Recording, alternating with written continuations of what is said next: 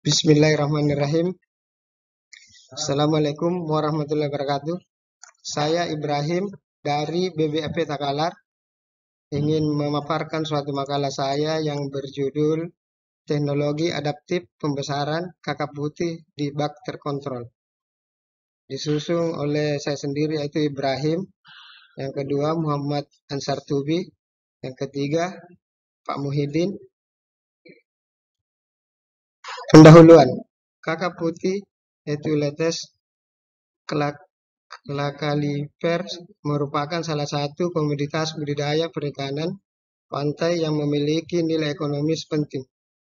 Percobaan pembesaran kakap putih yang telah dilakukan pada umumnya menggunakan keramba jaring apung di laut atau di tangki-tangki pemeliharaan atau di bak terkontrol. Padahal ikan ini dapat hidup di perairan payau atau tambak. Purba Mayunar 1990 dan Wetjatmiko et al. 1995. Keberhasilan usaha budidaya ikan kakap putih sangat ditentukan oleh ketersediaan pakan dalam media pemeliharaan, yang mana ikan ini termasuk jenis ikan karnivora yang membutuhkan protein lebih tinggi daripada jenis ikan herbivora. Jenis pakan yang diberikan harus sesuai dengan kebutuhan ikan karnivora dengan protein berkisar sekitar 42-50%. Dapat membuat tubuh ikan optimal. Asma et al. 2016. Kandungan protein yang tinggi dalam pakan membuat harga pakan semakin meningkat sehingga menghambat usaha budidaya ikan kakap putih. Tujuan dapat menekan kegunaan pakan komersil dan mengganti dengan pakan alami yaitu benih mujair. Kedua, dengan menggunakan benih mujair dapat meminimalkan kos produksi pembudidaya. Tiga, meningkatkan perekonomian pembudidaya. Metodologi. Kegiatan rekayasa teknologi produksi pakan buatan dilaksanakan mulai bulan Juli sampai September 2020 di Divisi Pakan Mandiri di Balai Perikanan Budidaya Air Payau Takalar, Desa Mapakalompo, Kecamatan Galeson, Kabupaten Takalar. Alat dan bahan yang digunakan: pertama, induk ikan mujair sebagai hewan uji. Yang kedua, benih ikan mujair sebagai hewan uji. Benih kakap ukuran 10-12 cm sebagai bahan pakan. Pakan mandiri sebagai pakan hewan uji. Alat yang digunakan yaitu 1. Timbangan elektrik, fungsinya menimbang ikan pemeliharaan. Baskom, wadah pencampuran pakan, ember dan selang aerasi untuk mengangkat air dan suplai oksigen. Serok sebagai alat tangkap, selang sifon untuk membersihkan sisa kotoran yang di wadah, hapa sebagai media pemeliharaan, pipa 1 inci sebagai rangka hapa, botol plastik kas untuk sebagai pelampung hapa, gayung sebagai alat untuk menghitung benih. Analisis data yang diujikan yaitu penyajian grafik dan tabulasi data jumlah benih yang dihasilkan dan jumlah konsumsi benih mujair selama pemeliharaan dilakukan dengan menggunakan mikroskop Excel 2010.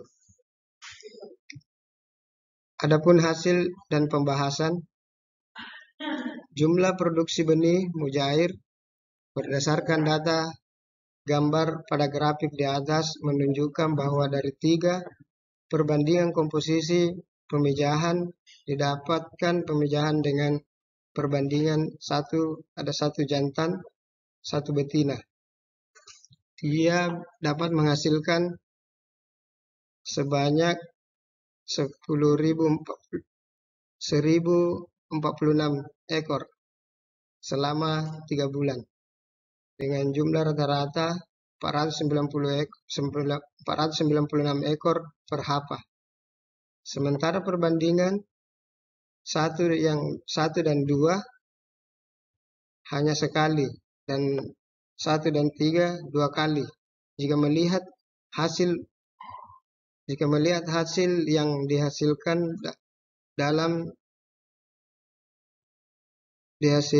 dan jumlah pemijahan selama 3 bulan yang data pada tabel 3 sebenarnya yang mempunyai peluang besar dapat menghasilkan benih lebih banyak, yaitu 1 jantan dan 1 betina, karena yang dapat diproduksi ada 3 ekor sehingga menghasilkan 1046 ekor benih. Jumlah konsumsi harian. Tahap selanjutnya dari uji coba ini adalah mengaplikasikan benih mujair ke pembesaran kakap pada skala kecil terbatas, yaitu menggunakan 3 toples yang volume 20 liter.